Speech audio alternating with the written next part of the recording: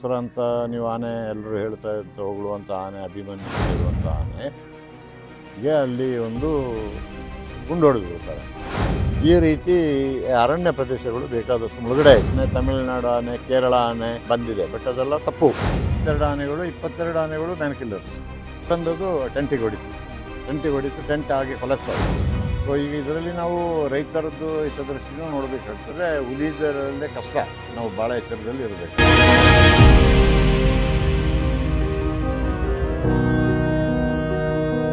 Hi hello ನಮಸ್ಕಾರ.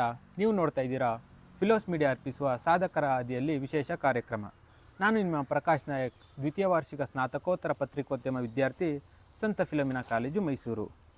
ಇವತ್ತು ನಮ್ಮ ಜೊತೆ ಹೆಸರಾಂತ ವನ್ಯಜೀವಿ ತಜ್ಞರಾದಂತಹ ಡಾಕ್ಟರ್ ಚಿಟ್ಟಿಯಪ್ಪನವರು ಇದ್ದಾರೆ. Sir, welcome to our show. Sir ನಮಸ್ತೆ. ನಿಲ್ಬೇಕಾ? Thank you. ಡಾಕ್ಟರ್ ಚಿಟ್ಟಿಯಪ್ಪನವರು ಸಕಲೇಶ್ಪುರ, ಕುಶಾಲನಗರ, ನಾಗರಹೊಳೆ, ಬನ್ನೇರುಘಟ್ಟ ಈ ಭಾಗದ ಹೆಸರಾಂತ ವನ್ಯಜೀವಿ ತಜ್ಞರು. ಇವರು ತಮ್ಮ ಸೇವೆಯಲ್ಲಿ ಸರಿಸುಮಾರು 150ಕ್ಕೂ ಹೆಚ್ಚು ಆನೆಗಳು ಮತ್ತು 10ಕ್ಕೂ ಹೆಚ್ಚು ಹುಲಿಗಳು ಮತ್ತು ಹಲವಾರು ಚಿರತೆಗಳು ಮತ್ತು ಹಲವಾರು ಕರಡಿಗಳನ್ನು ಸೆರೆ ಹಿಡಿದಿದ್ದಾರೆ. ಇವರು ಸರಿಸುಮಾರು 10 ಸಲ ಮೈಸೂರು ದಸರಾದಲ್ಲಿ ಆನೆಗಳ ನೇತೃತ್ವವನ್ನು ವಹಿಸಿದ್ದರು.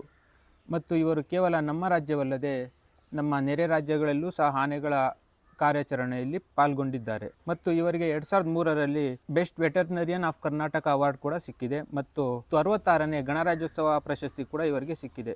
Sir, once again welcome to our show. Sir, thank you. Sir, ನೀವು ಮೊದಲಿಗೆ ವನ್ಯಜೀವಿಯ ತಜ್ಞರಾಗಿ ಯಾವ ಕೆಲಸಕ್ಕೆ ಸೇರಿದ್ದು ಮತ್ತು ನೀವು ಆ ಕೆಲಸ ಸೇರೋಕ್ಕೆ ನಿಮ್ಗೇನು ಪ್ರೇರಣೆ ಮಾಡ್ತು? ಸೊ ಸರ್ವೀಸ್ನಲ್ಲಿ ಈಗ ಆನೆಗಳದು ಅಂತೇಳಿ ಎಕ್ಸ್ಪರ್ಟ್ ಅಂತೇಳಿ ಯಾರು ಹುಟ್ಟಿದಾಗ ಎಕ್ಸ್ಪರ್ಟ್ ಆಗಲಿಕ್ಕೆ ಆಗೋದಿಲ್ಲ. ಸೊ ಕಲಿಕೆ ಅಂತ ಹೇಳೋದು ಇಟ್ಸ್ ಎ ಪ್ರೋಸೆಸ್.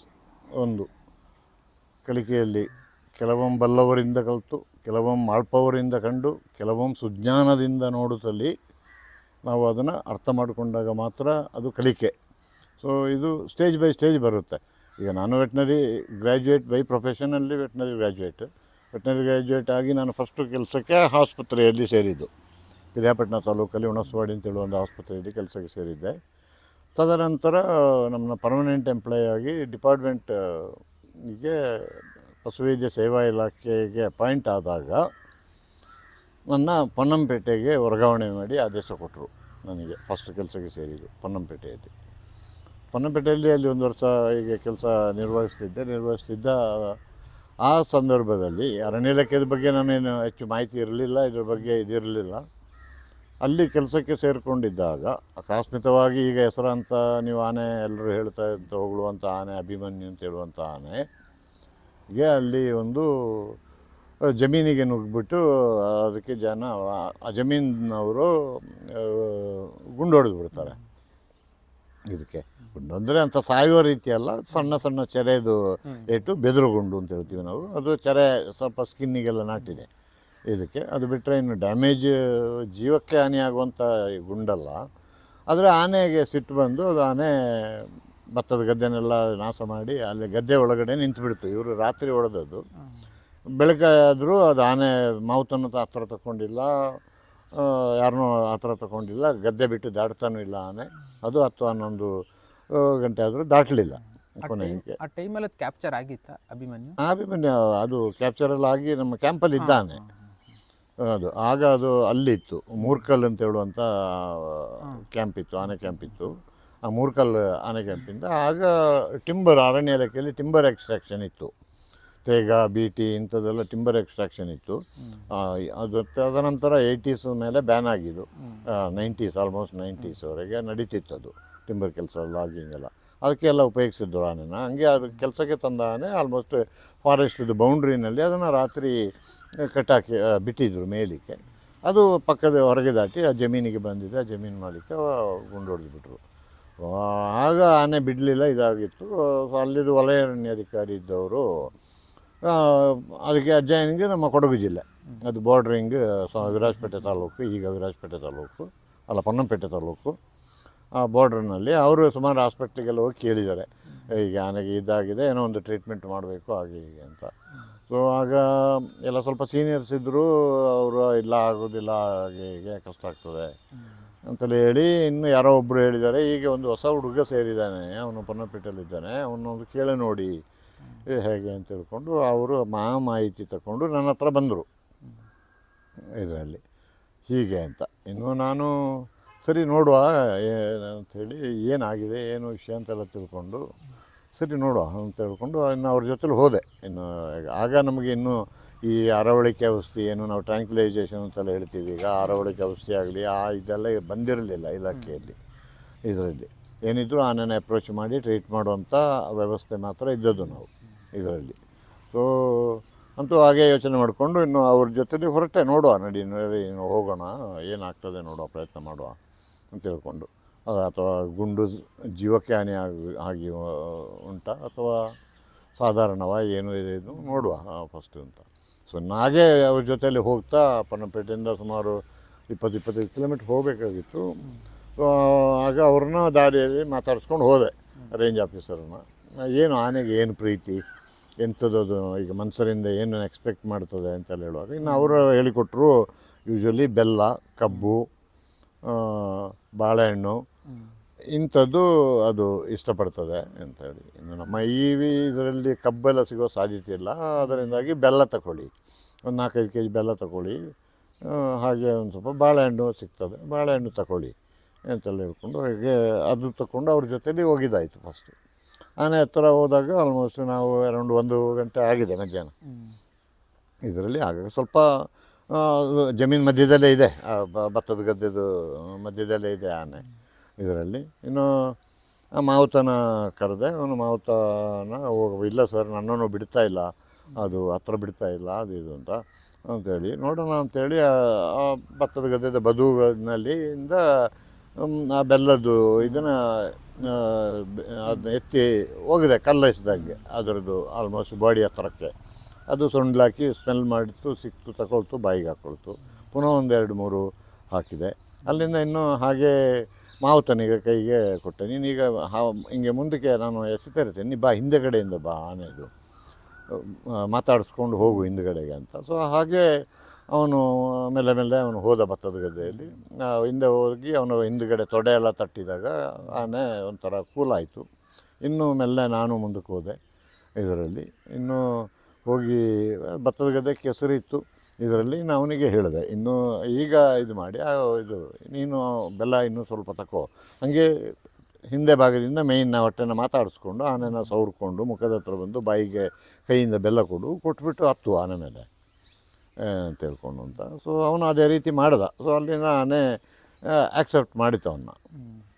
ಮೇಲೆ ಹತ್ತಿ ಕೂತ್ಕೊಂಡು ಹಂಗೆ ಮೆಲ್ಲ ನಿನ್ನ ಮಾಮೂಲು ನಡೆಸುವಾಗೆ ಮೆಲ್ಲೆ ನಡೆಸ್ಕೊಂಡು ಕೆಸರು ಗದ್ದೆ ಒಳಗಡೆ. ಈಗ ನಾನು ನಿಲ್ಲಬೇಕು ಅಂತಂದರೆ ಶೂ ಬಿಚ್ಚಬೇಕು, ಪ್ಯಾಂಟ್ ಮಡಚಬೇಕು, ಇದು ಎಲ್ಲ ಇದು ಬೇಡ, ಹೊರಗೆ ತಗೊಂಡು ಬಂದುಬಿಡು ಆನೆನ ಮೆಲ್ಲ ಅಂತೇಳಿ.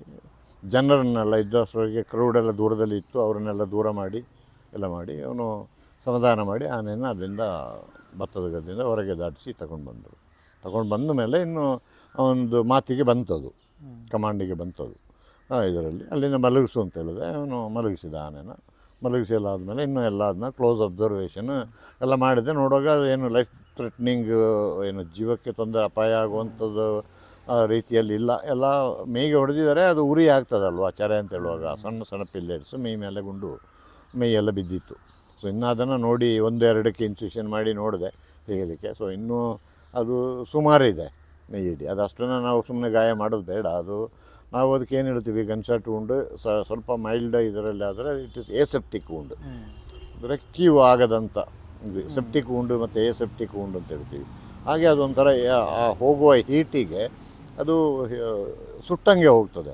ಸೊ ಅದರಿಂದ ಅಲ್ಲಿ ಪಸ್ ಆಗೋದು, ಕೀವು ಆಗೋದು ಇಂಥ ಇದು ಭಾಳ ಕಡಿಮೆ ಇದರಲ್ಲಿ. ಸೊ ಅದರಿಂದಾಗಿ ಸೆಪ್ಟಿಕ್ ಉಂಡು ಅದಕ್ಕೆ ಪೇಯ್ನ್ ಕಿಲ್ಲರು ಇಂಥದ್ದೆಲ್ಲ ಹಾಕುವ, ಆಗಲಿ ಆ್ಯಂಟಿಬಯೋಟಿಕ್, ಪೇಯ್ನ್ ಕಿಲ್ಲರು ಇದೆಲ್ಲ ಇಂಜೆಕ್ಷನ್ಸ್ ಎಲ್ಲ ಕೊಟ್ಟು ಇದು ಮಾಡಿ ಆನನ್ನು ಇದು ಮಾಡಿ ಒಂದು ಕೋರ್ಸ್ ಕಂಟಿನ್ಯೂ ಮಾಡುವ. ಒಂದು 5 days ನಮಗೆ ಆ್ಯಂಟಿಬಯೋಟಿಕ್ಗೆಲ್ಲ ಒಂದು ಕೋರ್ಸ್ ಇರುತ್ತದೆ, ಇದರ 3 days or 5 days ಅಥವಾ 10 days ಹಿಂಗೆ ಅದರದ್ದು ಡಿಪೆಂಡಿಂಗ್ ಅಂದರೆ ಸಿವಿಯಾರಿಟಿ, ಆ ಕಂಡೀಷನ್ ಯಾವ ರೀತಿ ಬೇಕೋ ಅದಕ್ಕೆ ಅನುಗುಣವಾಗಿ ನಾವು ಕೊಡಬೇಕಾಗ್ತದೆ. ಅದಕ್ಕೆ ಇನ್ನೊಂದು 5 ದಿವಸ ಕಂಟಿನ್ಯೂ ಮಾಡಿಬಿಡುವ ಅಂತ ಹೇಳಿ ಇದು ಮಾಡಿ ತಗೊಂಡೋಗಿ ಒಳಗೆ ಕಟ್ಟಿ ಅದನ್ನ ಹೋಗಿ ಸ್ನಾನ ಮಾಡಿಸಿ ನೀರಿಗೆಲ್ಲ ಕುಡಿಸ್ಬಿಟ್ಟು ಮಾಮೂಲು ರಾತ್ರಿ ಸ್ವಲ್ಪ ಹಗಲು ಮೇಲಕ್ಕೆ ಬಿಡಿ, ರಾತ್ರಿ ಕಟ್ಟಾಕಿ ಪುನಃ ಗದ್ದೆಗೆ ಹೋಗೋದು ಇದು ಮಾಡೋದು ಬೇಡ ಅಂಥೇಳಿ ಅಲ್ಲಿಂದ ಕಂಟಿನ್ಯೂಸ್ ಇದು ಮಾಡಿದೆ.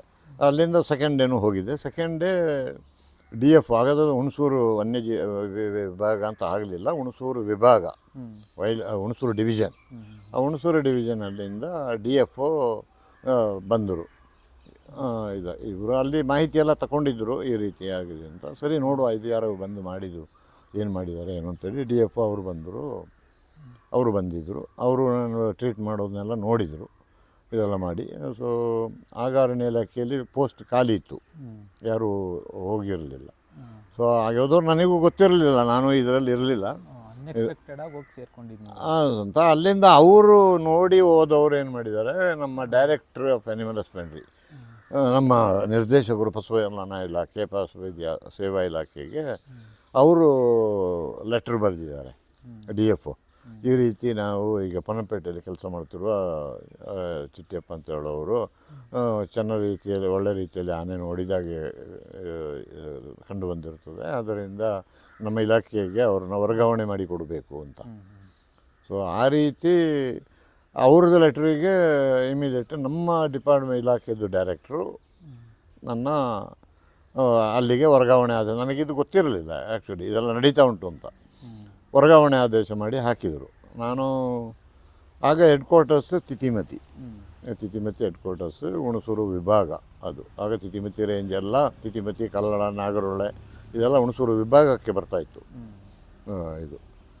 ಸೊ ಅಲ್ಲಿಂದ ಅದಾಗ ಎಲ್ಲ ಈ ಪೊಲಿಟಿಕಲ್ ಇನ್ಫ್ಲೂಯೆನ್ಸು ಅಥವಾ ಹಣದ ಎಕ್ಸ್ಚೇಂಜ್ ಇದೆಲ್ಲ ಯಾವುದೂ ಇರಲಿಲ್ಲ. ಸೊ ಇದರಲ್ಲಿ ಎಲ್ಲ ಡಿಪಾರ್ಟ್ಮೆಂಟ್ ಹೆಡ್ ಯಾರಿದ್ದಾರೆ ಆ ಬಾಸ್ ಅವ್ರ ಕೈಯಿಂದೆಲ್ಲ ಇತ್ತು ವರ್ಗಾವಣೆ ಇದೆಲ್ಲ. ಅವ್ರು ಎಲ್ಲಿಗೆ ಹಾಕ್ತಾರೆ ಅಲ್ಲಿಗೆ ಅವ್ರ ಹತ್ರ ಇದರಲ್ಲಿ. ಸೊ ದಿಢೀರ್ ಅಂತೇಳಿ ಒಂದು 4-5 ದಿವಸದಲ್ಲೇ ಬಂದುಬಿಡ್ತು ನನಗೆ ಆದೇಶ. ಈ ರೀತಿ ನೀವು ಹುಣಸೂರು ವನ್ಯಜೀವಿ ಅಲ್ಲ, ಹುಣಸೂರು ಅರಣ್ಯ ವಿಭಾಗಕ್ಕೆ ಹೋಗಿ ವರದಿ ಮಾಡಿಕೊಳ್ಬೇಕು ಅಂತ. ಇಲ್ಲಿದ್ದ ಕೆಲಸದಿಂದ ಅಲ್ಲಿಗೆ ತೆಗೆದುಹಾಕಿದರು. ಸೊ ಬಟ್ ಆಗ ಏನಾಗಿತ್ತು, ಹೆಡ್ ಕ್ವಾರ್ಟರ್ಸ್ ತಿತಿಮತಿ ಇತ್ತು, ನಾನು ತಿತಿಮತಿಯಲ್ಲಿ ಒಂದು ಡಿಸ್ಪೆನ್ಸರಿ ಇತ್ತು. ಸೊ ನಾನು ಅದಕ್ಕೆ ಡೈರೆಕ್ಟರ್ ಹತ್ರ ಹೋಗಿ ಒಂದು ಮಾತು ಕೇಳ್ತೇನೆ, ಈಗ ಏಕದಮ ಅರಣ್ಯ ಇಲಾಖೆ, ನನಗೂ ಅಷ್ಟು ಅನುಭವವೂ ಇಲ್ಲ, ಹೇಗೆ ಇದು ನೋಡುವ, ಅದಕ್ಕೆ ಸ್ವಲ್ಪ ಟೈಮ್ ಲೀನ್ ನನ್ನ ವೆಟ್ನರಿ ಡಿಪಾರ್ಟ್ಮೆಂಟಲ್ಲಿ ಇಟ್ಟುಕೊಂಡು ತಿತಿಮತಿ ಆಸ್ಪತ್ರೆ ಇತ್ತು, ತಿತಿಮತಿ ಆಸ್ಪತ್ರೆಯಲ್ಲಿ ಕೆಲಸ ತಗೊಂಡು ಅದನ್ನು ಎಕ್ಸ್ಟ್ರಾ ಚಾರ್ಜ್ ತಗೊಂಡು ಅರಣ್ಯ ಇಲಾಖೆಯನ್ನು ನೋಡ್ಕೊಳ್ತೀನಿ ಅಂತೇಳಿ ಡೈರೆಕ್ಟ್ರನ್ನ ಕೇಳುವ ಅಂತ ಹೇಳ್ಕೊಂಡು ಡೈರೆಕ್ಟ್ರ್ ಹತ್ರ ಹೋದೆ. ಸೊ ಡೈರೆಕ್ಟ್ರ್ ಹತ್ರ ಹೋದವರು ಅವರು ಆಗಲ್ಲ ಸ್ಟ್ರಿಕ್ಟ್ ಆಫೀಸರ್ಸ್, ಜೆಂಟಲ್ಮೆನ್ ಆಫೀಸರ್ಸ್ ಇದರಲ್ಲಿ. ಸೊ ಒಳಗೆ ಕರೆದು ಹೋದೆ. ಅವ್ರು ಡಾಕ್ಟರ್ SB ಶೆಟ್ಟಿ ಅಂತ ಹೇಳ್ಬಿಟ್ಟು ಒಳ್ಳೆ personality, gentleman to the core. So ಏನಪ್ಪ ಏನು ಬಂದೆ, ನಾನು ಇನ್ನು ಯಂಗ್ಸ್ಟರ್ ಹುಡುಗ ಹೇಳಿ, ಸರ್ ಈ ರೀತಿ ಅರಣ್ಯ ಇಲಾಖೆಗೆ ಹಾಕಿಬಿಟ್ಟಿದ್ದೀರಲ್ಲ, ಇದರಲ್ಲಿ ನನ್ನ ತಿತಿಮತಿ ಆಸ್ಪತ್ರೆಗೆ ಹಾಕ್ಕೊಡಿ, ನಾನು ಅದನ್ನು ಎಕ್ಸ್ಟ್ರಾ ಚಾರ್ಜ್ ತಗೊಳ್ತೀನಿ, ಮಾಡ್ತೀನಿ ಸರ್ ಅಂತ. ಹೌದಾ, ಅದಕ್ಕೆ ಬಂದಿದೆಯಾ, ಸರಿ ಸರಿ ಅವ್ರು ಹೇಳಿದರು. ಇದರಲ್ಲಿ ನೀನು ಕೊಡಗಿನವನಾಗಿ ನಿನಗೆ ಅರಣ್ಯ ಇಲಾಖೆಗೆ ಕೆಲಸ ಮಾಡಲಿಕ್ಕೆ ಆಗೋದಿಲ್ವಾ, ಈಗ ಇನ್ನು ನಾನು ಹಾಗಾದರೆ ಯಾರನ್ನ ಹಾಕಬೇಕು ನೀನೇ ಹೇಳು, ಇಲ್ಲಾಂದರೆ ನಿನ್ನ ಗುಲ್ಬರ್ಗ, ರಾಯಚೂರು, ಬೀದರ್ ಎಲ್ಲಿಗಾದರೂ ಹಾಕ್ತೀನಿ, ಅಲ್ಲೋ ಕೆಲಸ ಮಾಡು ಹಾಗಾದರೆ ಅಂತ. ಇನ್ನು ಆಯಿತು. ಆಗ ಅವ್ರದ್ದೆಲ್ಲ ಆಗ ಕಂಡೀಷನ್ ಹಂಗೆ ಇತ್ತು, ಆಫೀಸರ್ಸ್ದು ಹಂಗೆ ಕಂಡೀಷನ್ ಇತ್ತು, ಇನ್ನು ತಿರುಗಿ ಹೇಳಲಿಕ್ಕೆ ನಮಗೂ ಆಗೋದಿಲ್ಲ. ಆಯಿತು ಸರ್ ಹೋಗ್ತೀನಿ ಅಂತ ಹೇಳ್ಬಿಟ್ಟು ಹಾಗೆ ಬಂದು ಅರಣ್ಯ ಇಲಾಖೆಗೆ ಕೆಲಸ ಫಸ್ಟ್ ಟ್ರೀಟ್ ಮಾಡಿದ್ದು ಈ ಅಭಿಮನ್ಯುಯಿಂದ ಪ್ರಾರಂಭ ಆಗಿದ್ದು. ಹಾಗೆ ಇನ್ನು ಅರಣ್ಯ ಇಲಾಖೆ ಸೇವೆ ನಂದು ಪ್ರಾರಂಭ ಆಯಿತು. ಮತ್ತು ನೀವು ಸುಮಾರು ಆನೆಗಳನ್ನ ಸೆರೆ ಹಿಡಿತಿದ್ದೀರಾ, ಆ ಎಲ್ಲ ಆನೆಗಳು ನಿಮಗೆ ಜಾಸ್ತಿ ಇಷ್ಟವಾಗಿರೋಂಥ ಆನೆ ಅಂದರೆ ಯಾವುದು? ಈಗ ಇಷ್ಟ ಅಂತ ಹೇಳೋದು ಅಂತಲ್ಲ, ಈಗ ನಾವು ನಮ್ಮ ಆತ್ಮ ನಿಮ್ಮ ಆತ್ಮ ಹೇಗಿದೆ ಆ ರೀತಿ. ಈಗ ಆತ್ಮ ಒಂದಾದರೆ ಇಷ್ಟನೇ ಇದರಲ್ಲಿ. ಸೊ ಈಗ ಅದು ಕಾಡಿನಿಂದ ಹಿಡಿದಾಗ ಈಗ ನಾವು ಅದಕ್ಕೆ ಏನು ಕಲಿಸಿರ್ತೇವೆ ಅದ್ರ ಮೇಲೆ ಅದು ಆಡೋದು. ಸೊ ಈಗ ಅದರಲ್ಲಿ ನನಗಿಷ್ಟ ಇಲ್ಲ ಅಂತ ಹೇಳುವಂಥ ಪ್ರಶ್ನೆ ಬರೋದಿಲ್ಲ. ಈಗ ನಾನು ಎಲ್ಲದನ್ನೂ ಇಷ್ಟಪಡಬೇಕು, ಯಾಕಂದರೆ ನಾವು ಕಲಿಸೋದು ಆ ರೀತಿ ಇರಬೇಕು, ಅದರಿಂದ ಎಲ್ಲದನ್ನೂ ಪ್ರೀತಿಸಬೇಕಾಗ್ತದೆ. ಬಟ್ ಅದರಲ್ಲೂ ಈಗ ನಮ್ಮಲ್ಲಿ ಇರುವಂಗೆ ಒಂದು ಸ್ವಲ್ಪ ವೀಕ್ ಪಾಯಿಂಟ್ಸ್ ಇರುತ್ತೆ, in spite of the training. ಈಗ ನೀವು ಜರ್ನಲಿಸಮೇ ಓದ್ತಾ ಇದ್ದೀರಾ, ಈಗ ಜರ್ನಲಿಸಮ್ ಓದೋದ್ರಲ್ಲಿ ಎಲ್ಲರದ್ದು ಮೈಂಡ್ ಒಂದೇ ಥರ ಭಾವನೆಗೆ ಬರೋದಿಲ್ಲ, ಈ ಒಂದು ಕಾಮನ್ ಸಬ್ಜೆಕ್ಟ್ ಓದಿದ್ರು ಸಮೇತ. ಹಾಗೆ ಈಗ ವೆಟ್ನರಿಯಲ್ಲೂ ಎಲ್ಲರದ್ದು ಇದು ಒಂದು ಇರೋಲ್ಲ. ಒಬ್ಬೊಬ್ಬರು ಡಾಗ್ ಪ್ರಾಕ್ಟೀಸಿಗೆ ಹೋಗ್ತಾರೆ, ಒಬ್ಬೊಬ್ಬರು ಕುದುರೆ ರೇಸ್ ಕುದುರೆ ಇದಕ್ಕೆ ಹೋಗ್ತಾರೆ, ಈ ಬಾಕಿ ಇರೋರು ಹಸು ಎಮ್ಮೆ ಇದು ಆಡು ಕುರಿ ಹಿಂಗೆ ಹೋಗ್ತಾರೆ. ಸೊ ಹಾಗೆ ಇದರಲ್ಲಿ ವ್ಯತ್ಯಾಸಗಳಿರುತ್ತೆ, ಬಟ್ ಕಾಮನ್ ಇದಾಗಿ ತಗೊಂಡಾಗ. ಸೊ ಹಾಗೆ ನನಗೆ ಇದು ಯಾವುದು ಇಂಥದ್ದು ಅಂತ ಇರಲಿಲ್ಲ. ಸೊ ಹಾಗೆ ಆನೆಯಲ್ಲೂ ಸಮೇತ ಹೇಳಿದರೆ ನಮ್ಮ ಮನೋಸ್ಥಿತಿ ಹೇಗಿರ್ತದೆ, ನಮ್ಮ ಸೈಕಾಲಜಿ ಅದ್ರ ಮೇಲೆ ಹೇಗಿರ್ತದೆ, ಅದು ನಮ್ಮಷ್ಟೇ ನಮಗಿಂತ ಬುದ್ಧಿವಂತ ಪ್ರಾಣಿ. ಸೊ ನಮ್ಮ ನಡೆ ಹೇಗೆ, ನಮ್ಮ ಇದೆ ಹೇಗೆ, ನಮ್ಮ ಬಿಹೇವಿಯರ್ ಹೇಗೆ, ನಾವು ಅದನ್ನು ಹೇಗೆ ಸ್ಪಂದಿಸ್ತಿದ್ದೀವಿ, ಹೇಗೆ ನೋಡ್ಕೊಳ್ತಿದ್ದೀವಿ, ಸೊ ಹಾಗೆ ಅದು ರೆಸಿಪ್ರಿಕೇಟ್ ಮಾಡುತ್ತೆ, ನಮಗೂ ಸ್ಪಂದಿಸ್ತದೆ. So as you sow you reap ಅಂತ ಹೇಳ್ತೀವಿ ಇಂಗ್ಲೀಷ್ನಲ್ಲಿ. ಸೊ ನಾವೇನು ಬಿತ್ತನೆ ಬೀಜ ಹಾಕ್ತೀವಿ ಅದೇ ಪ್ರಕಾರ ಅದಕ್ಕೆ ಬಿತ್ತನೆ ಬರ್ತದೆ. ಕಳಪೆ ಬೀಜ ಹಾಕಿದರೆ ಕಳಪೆ ಗಿಡ ಬರ್ತದೆ, ಒಳ್ಳೆ ಬಿತ್ತನೆ ಹಾಕಿದರೆ ಒಳ್ಳೆ ಸಸಿ ಬರುತ್ತೆ. ಆ ಟೈಪ್ ನಾವು ಅದನ್ನು ಯಾವ ರೀತಿ ನಡೆಸ್ಕೊಳ್ತೀವಿ, ಯಾವ ರೀತಿ ನೋಡ್ತೀವಿ, ಅದರ ಮೇಲೆ ಅದರದ್ದು ರೆಸ್ಪಾನ್ಸು ನಮಗೆ ಬರುತ್ತೆ. ಸ್ವಲ್ಪ ಎಕ್ಸೆಪ್ಟ್ ಒಂದು ಫ್ಯೂ ಕ್ಯಾರೆಕ್ಟರ್ಸ್ ಆಚೆ ಈಚೆ ವ್ಯತ್ಯಾಸ ಬರುತ್ತೆ ಬಿಟ್ಟರೆ ಇನ್ನು ಬಾಕಿ ದೃಷ್ಟಿನಲ್ಲಿ ಅಂಥ ಇದೇನೂ ಇಲ್ಲ ಇದರಲ್ಲಿ. ಮತ್ತು ಸರ್, ಇದು ಆನೆಗಳ ಸ್ವಭಾವ ಹೇಗಿರುತ್ತೆ? ಆನೆಗಳದ್ದು ಸ್ವಭಾವ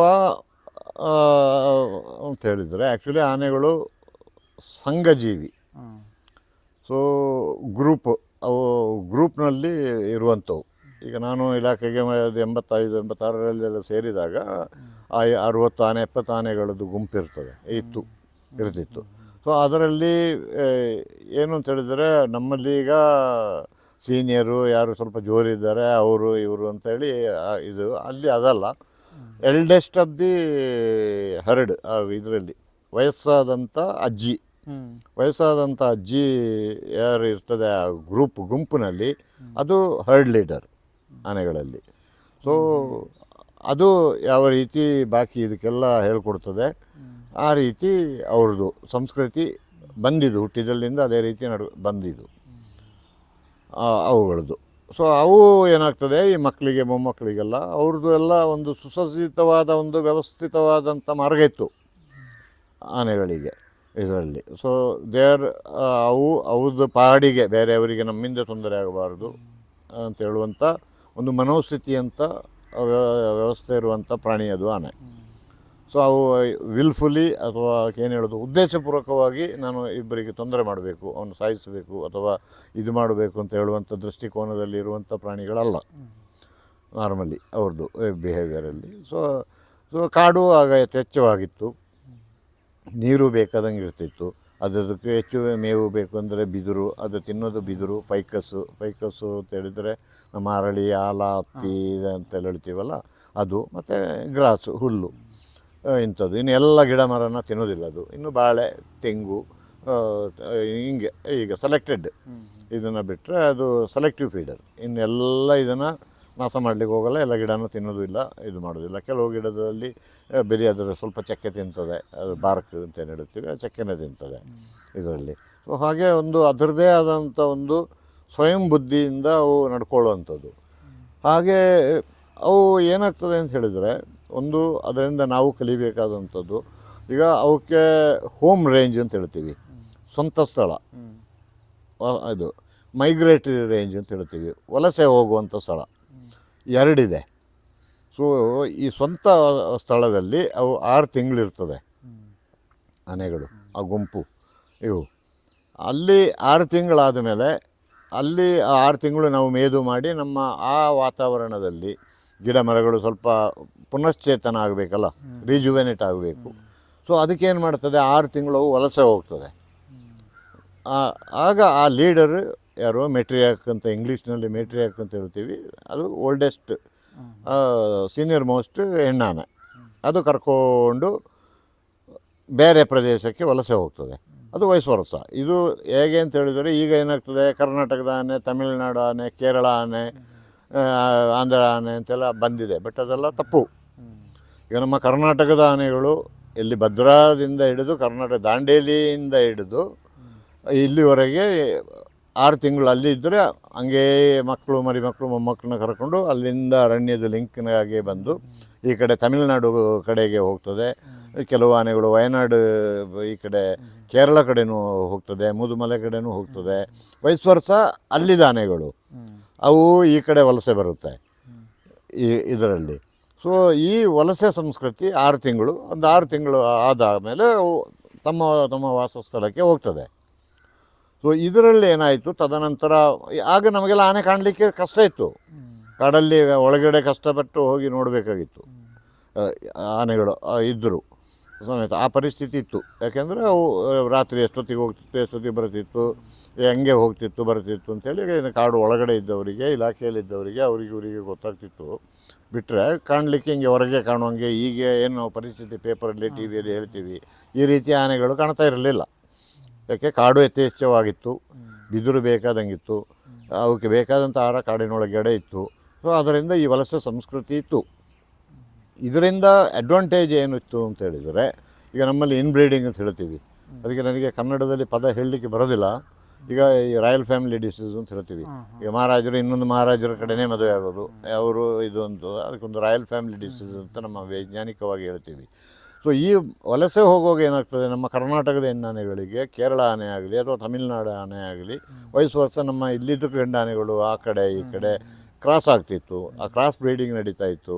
ಸೊ ಪ್ರಾಜಿನಿ ಇತ್ತು. ಅದರಿಂದ ಈ ಹಳೆ ಆನೆಗಳು ಈಗ ನಮ್ಮದೇ ದಸರಾದಲ್ಲೇ ನೋಡುವಾಗ ಮೊದಲು ದ್ರೋಣ ಆಗಲಿ, ಅಲ್ಲಿಂದ ಬಲರಾಮ, ಅರ್ಜುನ ಎಲ್ಲ ದಷ್ಟಪುಷ್ಟವಾದ ಕೋಡು, ದಷ್ಟಪುಷ್ಟವಾದ ಮೈ ಇದೆಲ್ಲ ಇತ್ತು. ಈಗೆಲ್ಲ ನೋಡಿ ನೀವು, ಈಗ ಸಕಲೇಶ್ಪುರದಲ್ಲೆಲ್ಲ ಹಿಡಿತಿದ್ದೀವಿ ದೊಡ್ಡ ದೊಡ್ಡ ಆನೆಗಳು, ಸಣ್ಣ ಕೋಡು, ಇಲ್ಲ ಮಕನಗಳು ಹೆಚ್ಚಾಗೋದು. ಇದೆಲ್ಲ ಏನಾಯಿತು ಅಂತ ಹೇಳಿದರೆ ಇವ್ರದ್ದು ಈ ವಲಸೆ ಸಂಸ್ಕೃತಿ ಹೋಯಿತು. ಆ ಕಡೆ ಈ ಕಡೆ ಕ್ರಾಸ್ ಬ್ರೀಡಿಂಗ್ ಆಗೋದು ತಪ್ಪಿ ಹೋಯಿತು. ಸೊ ಇನ್ಬ್ರೀಡಿಂಗ್ ಅಂತ ಹೇಳ್ತೀವಿ. ಅದಕ್ಕೆ ನನಗೆ ಕನ್ನಡದಲ್ಲಿ ವರ್ಡ್ ಏನು ಅಂತ ಗೊತ್ತಾಗಲ್ಲ, ಹೇಳಲಿಕ್ಕೆ ಬರೋಲ್ಲ. ಸೊ ಇನ್ಬ್ರೀಡಿಂಗ್, ಇದೆಲ್ಲ ಇನ್ಬ್ರೀಡಿಂಗ್ನಿಂದ ಜೀನ್ ಪೂಲ್ ಎಕ್ಸ್ಚೇಂಜ್ ಆಗ್ತಾ ಇಲ್ಲ. ಜೀನ್ ಪೂಲಿಗೆ ನನ್ನದೇ ಜೀನ್ ಪೂಲು ಅಲ್ಲೇ ಸರ್ಕ್ಯುಲೇಟ್ ಆದಂಗೆ ಹಂಗಾಗ್ಬಿಡ್ತದೆ. ಸೊ ಆಗ ಏನಾಗ್ತದೆ, ಅದು ಜೀನ್ ಪೂಲ್ ಇದಾದಾಗ ಯಾವುದಾದ್ರೂ ಒಂದರಲ್ಲಿ ವ್ಯತ್ಯಾಸ ಬಂದೇ ತೋರ್ತದೆ. ಅದು ಆ ವ್ಯತ್ಯಾಸದಿಂದ ಈ ರೀತಿ ಬದಲಾವಣೆ ಆಗ್ತಾಯಿದೆ. ಇದಕ್ಕೆ ಮುಖ್ಯ ಕಾರಣ ಒಂದು ಇದು ಏನೋ ಸರ್ಕಾರದೊಂದು ಇತ್ತು, ವ್ಯವಸಾಯಕ್ಕೆ ಉತ್ತೇಜನ ಕೊಡಬೇಕು, ಅದರಿಂದ ಅಣೆಕಟ್ಟು ಕಟ್ಟಬೇಕು, ನೀರಾವರಿ ಒದಗಿಸಬೇಕು, ಈ ಉದ್ದೇಶದಿಂದ ಇವರು ಇದನ್ನು ಮಾಡಿದರು, ಈ ಅಣೆಕಟ್ಟು. ಈ ಅಣೆಕಟ್ಟು ಕಟ್ಟಿದಾಗ ಏನಾಯಿತು, ಮುಳುಗಡೆ ಆಯಿತು ಬೇಕಾದಷ್ಟು. ಅಲ್ಲಿಂದ ತಗೊಂಡ್ರೆ ತುಂಗಭದ್ರಾ, ಹೇಮಾವತಿ, ಹಾರಂಗಿ, ಕಬಿನಿ, ಇಲ್ಲಿ ಮಧ್ಯದಲ್ಲಿ ಚಿಕ್ಲಿ ಹೊಳೆ, ಅಲ್ಲೊಂದು ನುಗು ಡ್ಯಾಮು, ಈ ರೀತಿ ಅರಣ್ಯ ಪ್ರದೇಶಗಳು ಬೇಕಾದಷ್ಟು ಮುಳುಗಡೆ ಆಯಿತು. ಈ ಮುಳುಗಡೆ ಆದಾಗ ಅಲ್ಲಿಂದ ಮೆಲ್ಲ ಮೆಲ್ಲ ಈ ಆನೆಗಳದ್ದು ಈ ವಲಸೆ ಹೋಗುವಾಗ ಈ ಮಧ್ಯದಲ್ಲಿ ಈಗ ಹೆಣ್ಣಾನೆ ಯಾವುದಾದ್ರು, ಈಗ ಉದಾಹರಣೆಗೆ ಈಗ ಆರಂಗಿ ಅಣೆಕಟ್ಟು, ಆ ಕಡೆ ಹೇಮಾವತಿ ಜಲಾಶಯ, ಈ 2 ಜಲಾಶಯದ ಹಿನ್ನೀರಿದ ಮಧ್ಯೆ ಅವು ಬಂದಾಗ ಯಾವುದಾದ್ರು ಒಂದು ಹೆಣ್ಣಾನೆ ತುಂಬು ಗರ್ಭಿಣಿ ಇದ್ದದ್ದು ಮರಿ ಹಾಕಿತ್ತು. ಈಗ ಮರಿನ ಈಜಿಬಿಟ್ಟು ದಾಟಿಸ್ಕೊಂಡು ತಗೊಂಡು ಹೋಗ್ಲಿಕ್ಕೆ ಆಗೋದಿಲ್ಲ. ಟಸ್ಕರ್ಸ್ ಎಲ್ಲ ಈಜ್ಕೊಳ್ತದೆ, ಯಂಗ್ ಟಸ್ಕರ್ಸ್ ದೊಡ್ಡದು ಇದೆಲ್ಲ. ಬಟ್ ಈ ಸಣ್ಣ ಮರಿನ ಹಾಗೆ ಈಜಿ ತಗೊಂಡು ಹೋಗೋಕ್ಕಾಗೋದಿಲ್ಲ. ಅವು ಏನಾಗ್ತದೆ, ದೇರ್ ಕಾಟ್ ಅಲ್ಲಿ ಮಧ್ಯದ್ದು, ಇದ್ರದ್ದು ಪ್ಯಾಚ್ ಅದ್ರ ಪ್ಯಾಚು. ಆ ಮರಿ ಸ್ವಲ್ಪ ಓಡಾಡಲಿಕ್ಕೆ ಇದು ಮಾಡಲಿಕ್ಕೆ ಆಗೋವರೆಗೆ ಅವು ಇನ್ನೂ ಒಂದು ಮರಿಗಳ ಮೇಲೆ ಭಾಳ ಪ್ರೀತಿ ಆನೆಗಳಿಗೆ. ಮರಿನ ಭಾಳ ಚೆನ್ನಾಗಿ ಸೇಫ್ ಗಾರ್ಡ್ ಮಾಡ್ತದೆ ಅದು. ಸೊ ಇದೆಲ್ಲ ಇರುವಾಗ ಇದು ಇನ್ನು ವಾಪಸ್ ಹೋಗಲಿಕ್ಕೆ ಇಷ್ಟು ಟೈಮ್ ಆಗ್ತದೆ. ಸೊ ಅಲ್ಲಿಂದ ಏನಾಗ್ತದೆ, ನೀರು ಸ್ವಲ್ಪ ಸಮ್ಮರಲ್ಲಿ ಸ್ವಲ್ಪ ನೀರು ಇಳ್ಕೊಂಡು ಬಂದಂಗೆ ಮರಿನ ಕರ್ಕೊಂಡು ಅವು ಅವ್ರದ್ದು ಪುನಃ ವಾಸ ಸ್ಥಳಕ್ಕೆ ಹೋಗ್ತದೆ. ಈ ವಲಸೆ ಹೋಗುವಂಥ ದಾರಿ ಕಂಪ್ಲೀಟಾಗಿ ಪೂರ್ತಿ ಆಗೋದಿಲ್ಲ ಅವ್ರದ್ದು ವಲಸೆ ಮಾರ್ಗ. ಎಲ್ಲಾದರೂ ಒಂದು ಜಾಗದಲ್ಲಿ ಕಟ್ಟಾಗ್ತದೆ. ಒಂದಿಲ್ಲ ಇಲ್ಲ ಆರಂಗಿಗೆ ಹೇಮಾವತಿದು ಮಧ್ಯ ಅಥವಾ ಹೇಮಾವತಿ ಕಬಿನಿದು ಮಧ್ಯ, ಆ ಕಡೆ ಮುಂದಕ್ಕೆ ಹೋಗ್ಲಿಕ್ಕೆ ಆಗೋದಿಲ್ಲ. ಟಸ್ಕರ್ಸ್ ಹೆಂಗೋ ಆಚೆ ಈಚೆ ಈಜಿಕೊಂಡು ಬರೋದು ಹೋಗ್ಬಿಡೋದು ಇದಾಗ್ತದೆ. ಅಲ್ಲಿಂದ ತದನಂತರ ಆಗ ವೀರಪ್ಪನ ಪೀರಿಯಡಲ್ಲಿ ಪೋಚಿಂಗ್, ಆ ಕಡೆ ಆಂಧ್ರದಲ್ಲಿ ಆಮೇಲೆ ತಮಿಳುನಾಡಲ್ಲಿ, ಕೇರಳದಲ್ಲಿ ಸುಮಾರು ಆನೆಗಳು ದಂತಕ್ಕೆ, ಕರ್ನಾಟಕದಲ್ಲೂ ಹಿಂಗೆ ಈ ದೊಡ್ಡ ದೊಡ್ಡ ಆನೆಗಳನ್ನೆಲ್ಲ ಹೊಡೆಯೋದು, ಇಂಥ ಇದೆಲ್ಲ ಆಗಿ ಅವು ಮೆಂಟಲಿ ಒಂಥರ ಡಿಸ್ಟರ್ಬ್ ಆಯಿತು. ಇನ್ನೊಂದು ಅರಣ್ಯನಾಶ. ಅರಣ್ಯನಾಶದಲ್ಲಿ ಏನಾಯಿತು, ಕಾಡು ಬೆಂಕಿ ಇದೆಲ್ಲ ಪ್ರಾರಂಭ ಆಯಿತು. ಕಾಡು ಬೆಂಕಿಯಿಂದ ಅರಣ್ಯನಾಶ ಆಗ್ತದೆ. ಮತ್ತು ಬಿದಿರು 40 ವರ್ಷಕ್ಕೆ ಒಂದು ಸತಿ, ಅದರದ್ದು ವಯಸ್ಸು ಅಷ್ಟೇ. ಈಗ ನಮಗೆ ಆ್ಯಾವ್ರೇಜ್ ಲೈಫ್ ಸ್ಪ್ಯಾನ್ ಅಂತ ಹೇಳಿದಂಗೆ 40-50 ವರ್ಷ ಈ ಮಾತ್ರ ಅದು ಬಿದಿರು ಬದುಕೋದು. ಅದಾದಮೇಲೆ ಅದರದ್ದು ಅಕ್ಕಿ ಪುನಃ ಬಿದ್ದು ಅದರದ್ದು ಭತ್ತ ಏನು ಅದು ಕಾಳು ಬೀಳ್ತದೆ, ಅದು ಪುನಶ್ಚೇತನ ಆಗಿ ಪುನಃ ಅದು ಬರಬೇಕು ಇನ್ನೊಂದು 7-8 ವರ್ಷ ಆಗುವಾಗ. ಸೊ ಇದೇನಾಗಿದೆ, ಇದು ಆಶ್ರವಾಗಿ ಕಾಡು ಬೆಂಕಿ ಆದಾಗ ಇದೇನು ಬೀಜ ಏನೆಲ್ಲ ಬಿದ್ದಿದೆ ಎಲ್ಲ ಸುಟ್ಟು ಹೋಗ್ತದೆ. ಸೊ ಬಿದಿರು ನಾಶ ಆಗಲಿಕ್ಕೆ ಶುರುವಾಯಿತು.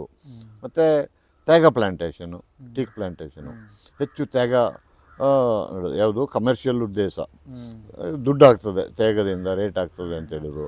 ಬಟ್ ಅದರಲ್ಲಿ ಏನಾಯಿತು, ಅದು ಬೇಸಿಗೆಯಲ್ಲಿ ಎಲೆ ಉದುರೋದು, ಇದರಲ್ಲಿ ಮಳೆಗಾಲದಲ್ಲಿ ಎಲೆ ಇರ್ತದೆ. ಸೊ ಮಳೆಗಾಲದಲ್ಲಿ ಲೈಟ್ ಬೀಳಬೇಕು, ನೆಲದಲ್ಲಿ ಏನಾದರೂ ಬೆಳಿಬೇಕಾದ್ರೆ, ಬೇಸಿಗೆಗಾಲದಲ್ಲಿ ನೆರಳು ಬೇಕು. ಇದು ಎರಡೂ ಉಲ್ಟಾ ಆಯಿತು. ಮಳೆಗಾಲದಲ್ಲಿ ನೆರಳಾಯಿತು, ಬೇಸಿಗೆಯಲ್ಲಿ ಬಿಸಿಲಾಯಿತು, ಎಲೆ ಉದುರಿ. ಸೊ ಅಲ್ಲಿಗೆ ಅದು ಆ ಎಲೆ ಉದುರಿದಾಗ ಅದೊಳ್ಳೆ ಪೆಟ್ರೋಲು ಇದ್ದಂಗೆ. ಸೊ ಬೆಂಕಿ ಎಲ್ಲಾದರೂ ಒಂದು ಜಾಗದಲ್ಲಿ ತಟ್ಟಿದರೆ ಓಡ್ತಾ ಇರ್ತದೆ ಕಾಡು ಬೆಂಕಿ. ಈ ಕಾಡು ಬೆಂಕಿಯಿಂದಾಗಿ ನೆಲದಲ್ಲಿ ಬೇರೆ ಗಿಡಗಳು, ಸಣ್ಣ ಗಿಡ ಇಂಥದ್ದೆಲ್ಲ ಇದು ಪ್ರಾಬ್ಲಮ್ ಆಯಿತು. ಸೊ ಅರಣ್ಯ ಅವಕ್ಕೆ ಬೇಕಾದಂಥ ಮೇವುಗಳು ಕಡಿಮೆ ಆಗ್ತಾ ಬಂತು. ಈಗ ಇನ್ನೇನು ಮಾಡೋದು? ಸೊ ಪ್ಲಸ್ ಆ ಹಳೆ ಅಜ್ಜಿ ಏನಿತ್ತು, ಅವು ಒಂದು ಆ್ಯಾವ್ರೇಜ್ ಲೈಫ್ ಸ್ಪ್ಯಾನ್ 60 ವರ್ಷ ಚೆನ್ನಾಗಿದ್ದರೆ ಕಾಡಿನಲ್ಲಿ, ಕಾಡಲ್ಲಿ 100 ವರ್ಷ 100ರ ಮೇಲೆ ಬದುಕಿದ್ದು ಇದೆ. ಬಟ್ ಎಕ್ಸೆಪ್ಷನ್ ಇಸ್ ಎ ರೂಢ. ಅದು ಎಲ್ಲ ಆನೆಗಳು ಹಂಗೆ ಬದುಕ್ತದೆ ಅಂತ ಹೇಳಲಿಕ್ಕೆ ಆಗೋದಿಲ್ಲ. ಇದರಲ್ಲಿ ನಮಗೆ ಯಾವುದಕ್ಕೂ ವ್ಯತ್ಯಾಸಗಳು ಇರ್ತದೆ. ಬಟ್ ಆ್ಯಾವ್ರೇಜ್ 60 ವರ್ಷ. ಅದು ಕಳೆದ ಮೇಲೆ ನೆಕ್ಸ್ಟ್ ಸೀನಿಯರ್ ಮೋಸ್ಟ್ ಚಾರ್ಜ್ ತಗೊಳ್ತದೆ ಅದರದ್ದು.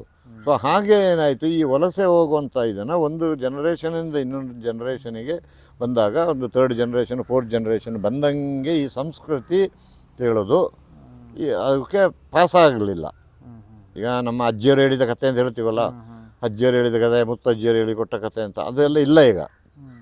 ಈಗದು ಹುಡುಗರಿಗೆ ಮೊಬೈಲ್ ಸಿಕ್ಕಿದ್ದಂಗೆ, ಈಗ ಯಂಗರ್ ಜನ್ರೇಷನ್ ಕೈಯಲ್ಲಿ ಮೊಬೈಲ್ ಇದ್ದಂಗೆ. ಅವರಿಗೆ ಮೊಬೈಲ್ ಇದ್ದರೆ ಊಟನೂ ಬೇಡ, ಏನೂ ಬೇಡ, ಅವ್ರ ಲೋಕನೇ ಬೇರೆ ಆ ಮೈಂಡ್ಸೆಟ್. ಸೊ ಹಾಗೆ ಆ ರೀತಿ ಈಗದ್ದು ಜನ್ರೇಷನಿಗೆ ಈಗ ಇಲ್ಲೇ ಬಂತು, ಈಗ ಇಲ್ಲಿ ಜಮೀನು ಕಾಣ್ತು, ಇಲ್ಲಿ ಇದಕ್ಕೆ ಗೊತ್ತಿಲ್ಲ ನಮ್ಮದು ಸಂಸ್ಕೃತಿ ಹಿಂಗೆ, ನಾವು ಹಿಂಗೆ ಹೋಗಬೇಕು, ಹಾಗೆ ಬರಬೇಕು, ಅದು ಗೊತ್ತಿಲ್ಲ. ಏನು ಒಟ್ಟಿಗೆ ಮೇವು ಬೇಕು. ಸೊ ಇಲ್ಲಿ ಬಾಳೆ, ತೆಂಗು, ಭತ್ತ, ಗದ್ದೆ ಏನಿದೆ, ಸೊ ಇದು ಮೆಲ್ಲಗೆ ಜಮೀನಿಗೆ ಅಂದರೆ ಇವಾಗ ಆನೆ ಹಳೆ ಥರ ಇಲ್ಲ, ಇವಾಗ ಹಳೆ ಥರ ಇಲ್ಲ. ಆ ಹಳೆ ಯಾವುದು ಏನು ಒರಿಜಿನಲ್ ಸಂಸ್ಕೃತಿ ಅಂತ ಹೇಳೋದಿತ್ತು, ಆ ಸಂಸ್ಕೃತಿ ಕಳೆದೋಯ್ತು. ಸೊ ಈಗೇನಾಗಿದೆ, ಈಗ ದೊಡ್ಡ ದೊಡ್ಡ ಎಸ್ಟೇಟ್ ಇದೆ ಈಗ ಫಾರ್ ಎಕ್ಸಾಂಪಲ್ ಸಕಲೇಶ್ಪುರ, ಚಿಕ್ಕಮಗಳೂರು, ಮೂಡಿಗೆರೆ ಎಲ್ಲ ಈ Tata coffee, but even private plantations ಎಲ್ಲ 3,000, 5,000, 15,000, 50,000 ಎಕರೆಗಟ್ಟಲೆ ಇದೆ. ಈವನ್ ಕೊಡಗಿನಲ್ಲೂ ತಗೊಂಡ್ರೆ BBTC, ಟಾಟಾ ಕಾಫಿ, ಇವ್ರದ್ದೆಲ್ಲ ದೊಡ್ಡ ದೊಡ್ಡ ತೋಟ ಇದೆ, ದೊಡ್ಡ ದೊಡ್ಡ ಕೆರೆ ಇದೆ, ತೆಂಗು, ಅಡಿಕೆ, ಅದರೊಳಗಡೆ ಎಲ್ಲ ಭತ್ತ ಬೇಕಾದಷ್ಟು ಎಲ್ಲ ಸಿಗ್ತದೆ. ಅದಕ್ಕೇನು ಹೊಟ್ಟೆ ಹಸಿತಿತ್ತು, ಅಲ್ಲಿ ಬಂದಾಗ ಅಲ್ಲಿ ಎಲ್ಲ ಸಿಗ್ತದೆ. ಇದೇನು ನಮ್ಮದೇ ಜಾಗ, ಇದು ಇಲ್ಲೇ ಸೆಟ್ಲ್ ಆಗುವ ಹೇಳೋದು. ಏನಾಯ್ತು, ಈಗ ಜನ್ರೇಷನ್ ಬಂದಾಗ ಮರಿಗಳು ಇಲ್ಲೇ ಹುಟ್ಟಿದ ಮರಿಗಳು ಇದೆ, ಇಲ್ಲೇ ಬೆಳೆದ ಮರಿಗಳು ಇದೆ. ಅವಕ್ಕೆ ಇದೆಲ್ಲ ಗೊತ್ತಿಲ್ಲ. ಈಗ ಈ ಸಂಸ್ಕೃತಿ ಜನ್ರೇಷನಿಂದ ಜನ್ರೇಷನಿಗೆ ಪಾಸ್ ಆಗಿಲ್ಲ. ಸೊ ನಮ್ಮದು ಹೀಗೆ ಈ ರೀತಿ ಇಂಥ ಸಂಸ್ಕೃತಿ ಅಂತ ಹೇಳೋದು. ಸೊ ಇದೆಲ್ಲ ಇದಕ್ಕೆ ಒಂದು ಕಾರಣವಾಗಿ ಇವತ್ತು ಈ ಕ್ರಾಪ್ ರೈಡಿಂಗ್, ಏನು ಆನೆಗಳ ಹಾವಳಿ ಅಂತ ಹೇಳ್ತೀವಲ್ಲ, ಸೊ ಅದು ಈಗ ಇದರಲ್ಲಿ ತಪ್ಪು ಎಲ್ಲಿ ಅಡಗಿದೆ ಅಂತ ಹೇಳೋದು ಭಾಳ ಒಂದು ಕಷ್ಟ. ಅದು ನೀವೇ ವಿಮರ್ಶೆ ಮಾಡ್ಕೊಳ್ಬೇಕು. ನಾನು ಅದನ್ನು ಹೇಳಿದರೆ ಒಂದಿಲ್ಲ ರಾಜಕೀಯದ ತಪ್ಪ ಅಥವಾ ಇಲಾಖೆದ ತಪ್ಪ, ಯಾರ್ದು ತಪ್ಪು ಅಂತ ಹೇಳೋದು, ಪ್ಲಸ್ ಅಧ್ಯಯನ. ಸೊ ಈ ರೀತಿ ಈ ಸಂಸ್ಕೃತಿ ಅಂತ ಹೇಳೋದು, ಆ ಸಂಸ್ಕೃತಿ ಒಬ್ಬೊಬ್ಬರಿಗೆ ನಮ್ಮಲ್ಲೇ ಒಂದು ಹಬ್ಬ, ಒಂದು ಆಚರಣೆ, ವಿಚಾರ, ಪದ್ಧತಿ ಎಲ್ಲ ಇರ್ತದೆ. ಆಹಾರ ಪದ್ಧತಿ ಆಗಲಿ, ಇದಾಗಲಿ. ಈ ಆಹಾರ ಪದ್ಧತಿ ಇಂಥದ್ದನ್ನೆಲ್ಲ ಆ ಜನ್ರೇಷನಿಂದ ಜನ್ರೇಷನಿಗೆ ಪಾಸ್ ಆಗಲಿಲ್ಲ. ಅದು ಕಟ್ಟಾಯಿತು. ಪ್ಲಸ್ ಅರಣ್ಯ ನಾಶ ಆಯಿತು. ಅರಣ್ಯದಲ್ಲಿ ಅದಕ್ಕೆ ಬೇಕಾದಂಥ ಆಹಾರಗಳು ಸಿಗ್ತಾ ಇಲ್ಲ. ಪ್ಲಸ್ ಅವುಗಳದ್ದು ಇನ್ನೊಂದು ಏನು ಅಂತ ಹೇಳಿದರೆ ಸ್ವಯಂ ಬುದ್ಧಿ. ಈಗ ನಾವು ಹಾಗಲ್ಲ. ಈಗ ಒಂದು ಉದಾಹರಣೆ, ಸಿಂಪಲ್ ಉದಾಹರಣೆ ಹೇಳ್ತೀವಿ. ಒಂದು ಮದುವೆಗೆ ಹೋಗ್ತೀವಿ, ಮದುವೆಯಲ್ಲಿ 10 ಥರದ ಊಟ ಇರ್ತದೆ. ನಾವು 10 ಥರನೂ ತಿಂದು ಬಿಡ್ತೀವಿ. ನಾಳೆ ಹೊಟ್ಟೆ ನೋವಾದರೂ, ಬೇದಿ ಆದರೂ ಅದು ನಾಳೆ ನೋಡುವ, ಈಗ ಇವತ್ತು ಇದ್ದು ಮದುವೆಯಲ್ಲಿ ಉಂಟಲ್ಲ ಅಂತ ಹೇಳಿದ್ವಿ. ಬಟ್ ಅವು ಹಂಗಲ್ಲ. ಈಗ ಒಂದು ಮರಕ್ಕೆ ಬಂದರೆ, ಈಗ ಒಂದು ಬಿದಿರು ಕ್ಲಂಪ್ ಇರ್ತದೆ, ಅದರಲ್ಲಿ 30-40 ದೊಡ್ಡ ಬಿದಿರು ಹಿಂಡ್ಲು ಅಂತ ಹೇಳ್ತೀವಿ ನಾವು. ಆ ಬಿದಿರು ಹಿಂಡ್ಲಿಗೆ ಬಂದರೆ ಅದರಲ್ಲಿ ಒಂದನ್ನು ಎಳೀತದೆ. ಆ ಒಂದರಲ್ಲಿ ಎಷ್ಟು ಉಂಟು ಅದನ್ನು ತಿಂದುಕೊಳ್ತದೆ. ಅದರಲ್ಲಿ ಅಲ್ಪ ಸ್ವಲ್ಪ ಬಿಡ್ತದೆ. ಅದರ ಜೊತೆಯಲ್ಲಿ ಜಿಂಕೆಗಳಿರ್ತದೆ. ಇದು ಸಹಬಾಳ್ವೆ ಅಂತ, ಕೋ ಎಕ್ಸಿಸ್ಟೆನ್ಸ್. ಜಿಂಕೆ ಆಗಲಿ, ಕಾಡೆಮ್ಮೆ ಆಗಲಿ, ಇಂಥದ್ದೆಲ್ಲ ಬಂದ ಇದು ಬಿಟ್ಟದರಲ್ಲಿ ಅದು ತಿಂದುಕೊಳ್ತದೆ. ಇದರಲ್ಲಿ ಕೋ ಎಕ್ಸಿಸ್ಟೆನ್ಸು ಆಯಿತು, ಸಹಬಾಳ್ವೆ ಆಯಿತು. ಸೊ ಇನ್ನೂ ನೆಕ್ಸ್ಟ್ ನಡೀತದೆ ಒಂದು ಸ್ವಲ್ಪ ದೂರ. ಈಗ ಅದು ಒಂದೇ ಬಿದಿರಲ್ಲಿ ಇನ್ನೂ 3-4 ದಿನ ನಾನು ಎಳೆದು ತಿಂದುಕೊಂಡ್ರೆ ನಾನು ಹೊಟ್ಟೆ ತುಂಬುತ್ತದೆ, ತಿಂದುಕೊಳ್ತೀನಿ ಅಂತ ಹೇಳುವಂಥ ಬುದ್ಧಿ ಅದರ ಇಲ್ಲಿ ಇಲ್ಲ. ನಾನಿಂದ ನಾವು ಸುಮಾರು ಕಲಿಬೇಕು. ನಾನು ಇದು ಪೂರ್ತಿ ಖಾಲಿ ಮಾಡಿದರೆ ಇದು ಸತ್ತೋಗ್ತದೆ. ಸತ್ತೋದ್ರೆ ನನಗೆ ನಾಳೆಗೆ ಇರೋದಿಲ್ಲ. ಸೊ ನಾಳೆಗೆ ನನಗೆ ಅಂತ ಹೇಳೋದನ್ನ ಅದು ಮೈಂಡಲ್ಲಿ ಇಟ್ಕೊಳ್ತದೆ. ಅದರಿಂದ ಅದೊಂದು ಆ್ಯಾವ್ರೇಜ್ ಒಂದು 50-60 ಕಿಲೋಮೀಟ್ರ್ ಒಂದು ಹೆಣ್ಣಾನೆಗೆಲ್ಲ ಒಂದು 200-250 kg ಫೀಡ್ ಬೇಕು ಒಂದು ದಿವಸಕ್ಕೆ.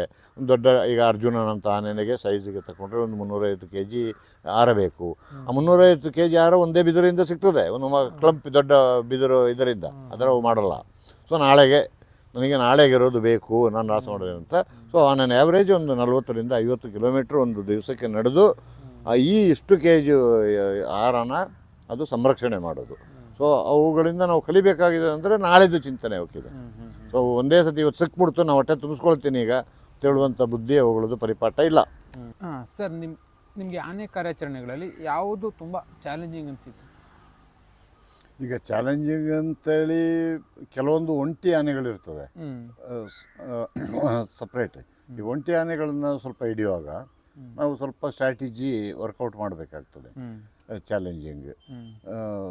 ಆಗ ಸ್ವಲ್ಪ ಈ ಒಂಟಿ ಆನೆಗಳಲ್ಲಿ ಕೆಲವೊಂದು ಸಂದರ್ಭದಲ್ಲಿ ಆಗಿದೆ.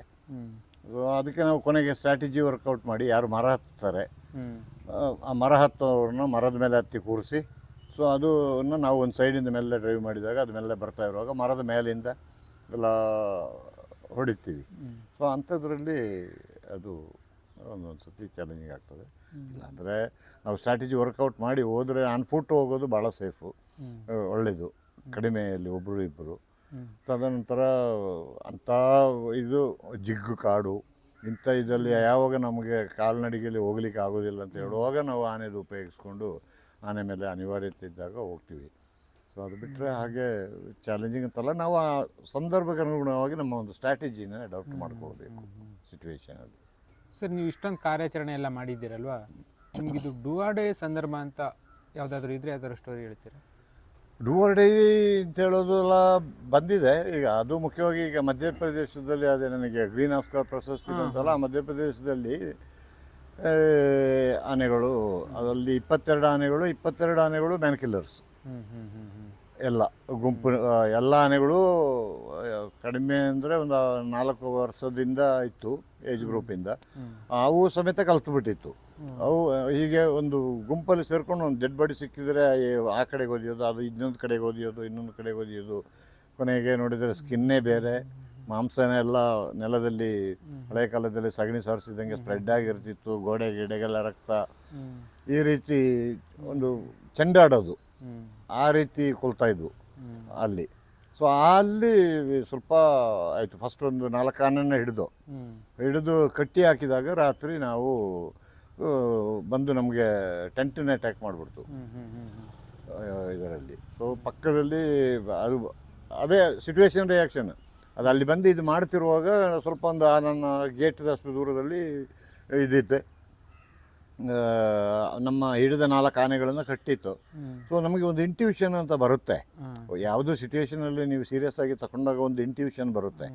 ಸೊ ಇಂಟ್ಯೂಷನಲ್ಲಿ ಅವತ್ತು ನನಗೆ ಮನಸ್ಸಲ್ಲಿ ಬಾಕಿ ಉಳಿದ ಆನೆಗಳು ಇದನ್ನು ನೋಡಲಿಕ್ಕೆ ಇವ್ರದ್ದು ದೋಸ್ತುಗಳು ಏನಾಗಿದ್ದಾರೆ ಅಂತೇಳಿ ಬರುವ ಸಾಧ್ಯತೆ ಉಂಟು ಅಂತ ಹೇಳೋದೊಂದು ಮನಸ್ಸಿನ ಒಳಗಡೆ ಚುಚ್ಚುತ್ತಾ ಇತ್ತು.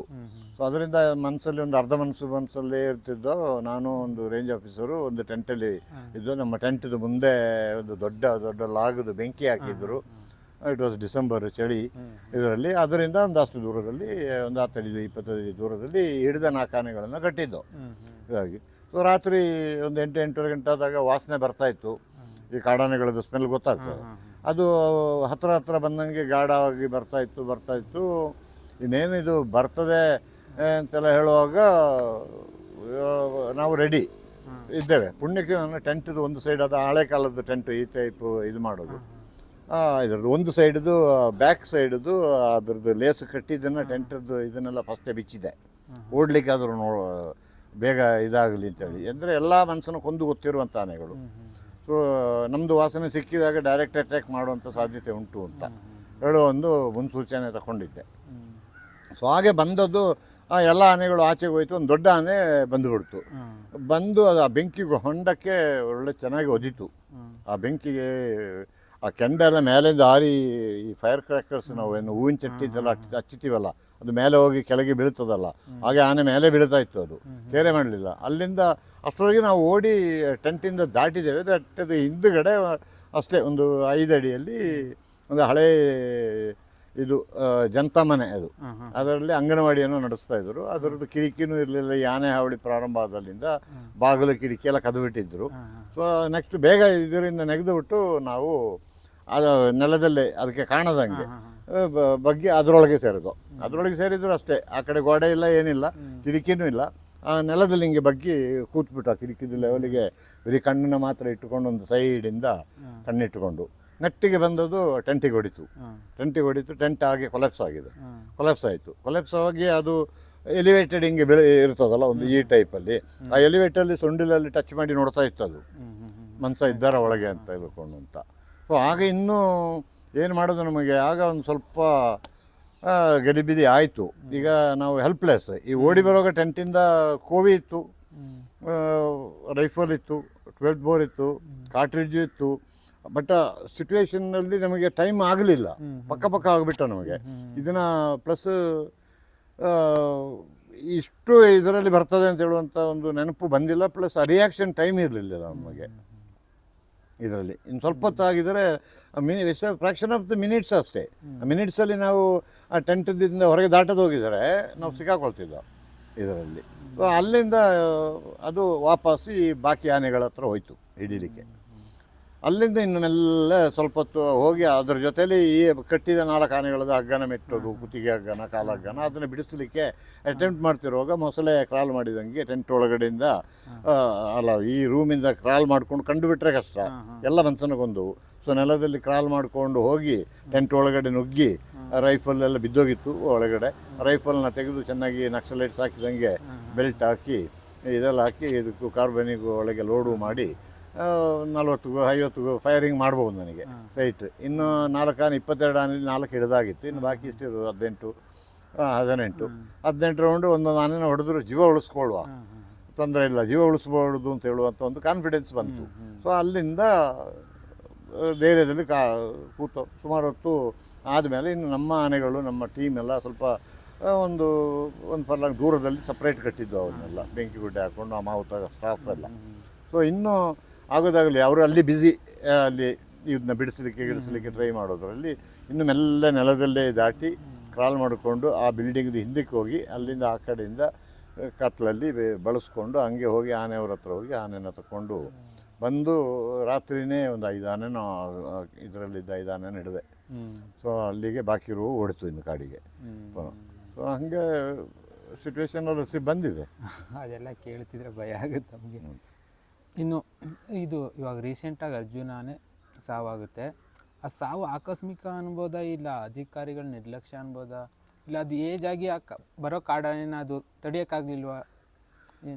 ಈಗ ಅವತ್ತು ನಾನು ಪ್ರತ್ಯಕ್ಷ ದರ್ಶಿ ಅಲ್ಲ.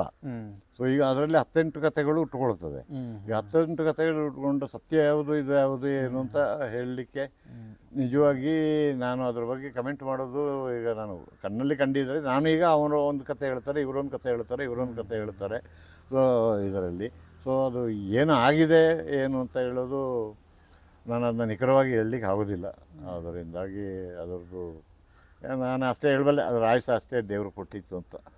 ಸರ್, ಮತ್ತು ಈ ಆನೆಗಳು ಇದು ಕಾಡಂಚಿನಲ್ಲಿರೋ ಜಮೀನುಗಳು ಅಲ್ಲೆಲ್ಲ ನುಗ್ಗುತ್ತಲ್ಲ, ಆ ಟೈಮಲ್ಲಿ ಆ ರೈತರು ಏನು ಮಾಡಿದ್ರೆ ಆ ಆನೆಗೇನು ತೊಂದರೆ ಕೊಡ್ದಂಗೆ ಮಾಡಿದ್ರೆ, ಇಲ್ಲ ಆನೆ ಸುಮ್ಮನೆ ಹೋಗುತ್ತಾ, ಇಲ್ಲ ಆ ಟೈಮಲ್ಲಿ ಅದು ಆನೆ ಅಟ್ಯಾಕ್ ಮಾಡುತ್ತಲ್ಲ ರೈತರ ಮೇಲೆ, ಅದು ಹೆಂಗೆ ಅಟ್ಯಾಕ್ ಮಾಡುತ್ತೆ, ಅದು ಏನು ಹೆಂಗೆ ಅನಿಸುತ್ತೆ ಆ ಟೈಮಲ್ಲಿ ಆನೆಗೆ? ರೈತರ ಮೇಲೆ ಅಟ್ಯಾಕ್ ಮಾಡೋದು ಯೂಶಲಿ ಏನು ಮಾಡ್ತದೆ, ಬಯಲು ಪ್ರದೇಶದಲ್ಲಿ ಅವರೆಲ್ಲ ಮರದ ಮೇಲೆ ಮಚಾನ ಹಾಕ್ಕೊಂಡು ಮಚಾನದ ಮೇಲೆ ಕೂತ್ಕೊಂಡು ಕಾಯ್ತಾರೆ. ತಬಲ ಅದು ಇದು ಹೊಡ್ಕೊಂಡು ಶಬ್ದ ಮಾಡಿದ್ದು ಇದು ಮಾಡೋದಲ್ಲ. ಅದರಲ್ಲೂ ಈ ಕ್ರಾಪ್ ರೈಡಿಂಗ್ನಲ್ಲಿ ಮೊದಲು ಅಪರ್ಚುನಿಸ್ಟಿಕ್ ಆ್ಯಂಡ್ ಒಬ್ಲಿಗೇಟರಿ.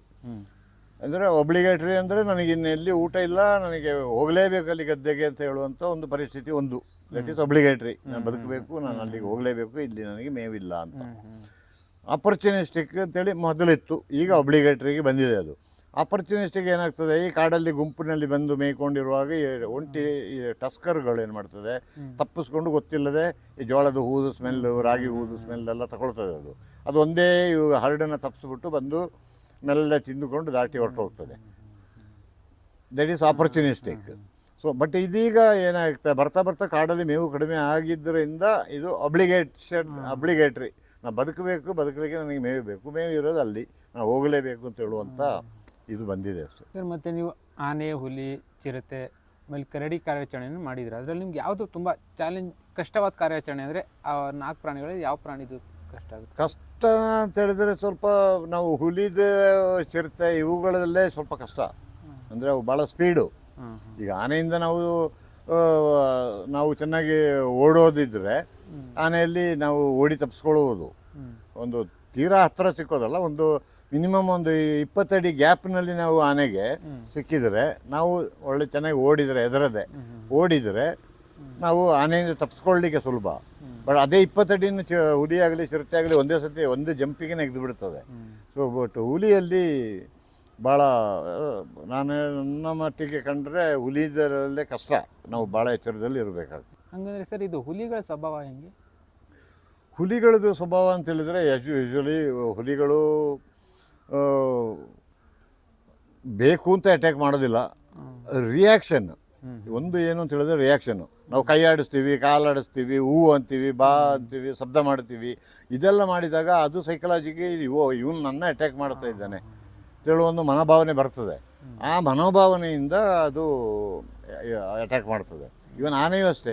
ಎಷ್ಟೋ ಸತಿ ನಾವು ಸತ್ತ ಎಣದಂಗೆ ಸುಮ್ಮನೆ ಅದಕ್ಕೆ ನಾವು ಏನು ಮಾಡದಂಗೆ ಕಿರ್ಚದೆ, ಬೊಬ್ಬೆ ಹಾಕದೆ, ಮಾಡದೆ ಸೈಡಲ್ಲಿ ಸುಮ್ಮನೆ ಮಲಗಿಬಿಟ್ರು ಅದು ಏನು ಮಾಡೋದಿಲ್ಲ. ಸೊಂಡಿಲಾಕಿ ಒಂದ್ಸಿ ಮುಟ್ಟಿ ನೋಡ್ತದೆ, ಅದ್ರ ಪಾಡಿಗೆ ಹೋಗ್ಬಿಡ್ತದೆ. ಸೊ ನಾವು ಅಂತ ಕೈ ಆಡಿಸಿದಾಗ ಇವರು ನನ್ನ ಏನೋ ಅಟ್ಯಾಕ್ ಮಾಡ್ತಾರೆ, ಸೊ ನಾನೇ ಅಟ್ಯಾಕ್ ಮಾಡಿಬಿಡ್ತೀನಿ ಅಂತ ಹೇಳುವಂಥ ಉದ್ದೇಶದಿಂದ ಮಾಡ್ತದೆ. ಅದು ಬಿಟ್ಟರೆ ಬೇರೆ ಇದೇನಿಲ್ಲ. ಇವಾಗ ಕೊನೆಯದಾಗಿ ನೀವು ರೈತರಿಗೆ ಅದೊಂದು ಸಲಹೆ ಕೊಡಬೇಕಂದ್ರೆ ಏನು ಕೊಡೋಕ್ಕೆ ಇಷ್ಟಪಡ್ತೀರ ಕಾಡಂಚಿನಲ್ಲಿ ರೈತರಿಗೆ? ಅಲ್ಲ, ಈಗ ರೈತರಿಗೆ ಸಲಹೆದು ಪ್ರಶ್ನೆ ಬರೋದಿಲ್ಲ. ಈಗ ಸಲಹೆ ಪಾಪ ಅವ್ರದ್ದು ಬದುಕು ನೋಡಬೇಕು. ಅವರ ಬದುಕಿಗೆ ಅವ್ರ ಹೊಟ್ಟೆಗಾಗಿ ಏನೋ ಒಂದು ಆಹಾರ, ರಾಗಿ ಆಗಲಿ, ಜೋಳ ಆಗಲಿ, ಭತ್ತ ಆಗಲಿ ಬೆಳೀತಾರೆ, ಅವರು ಅದರಿಂದ ಬದುಕಬೇಕು. ಸೊ ಈಗ ಇದರಲ್ಲಿ ನಾವು ರೈತರದ್ದು ಹಿತದೃಷ್ಟಿನೂ ನೋಡಬೇಕಾಗ್ತದೆ, ಆನೆಗಳ ಹಿತದೃಷ್ಟಿನೂ ನೋಡಬೇಕಾಗ್ತದೆ.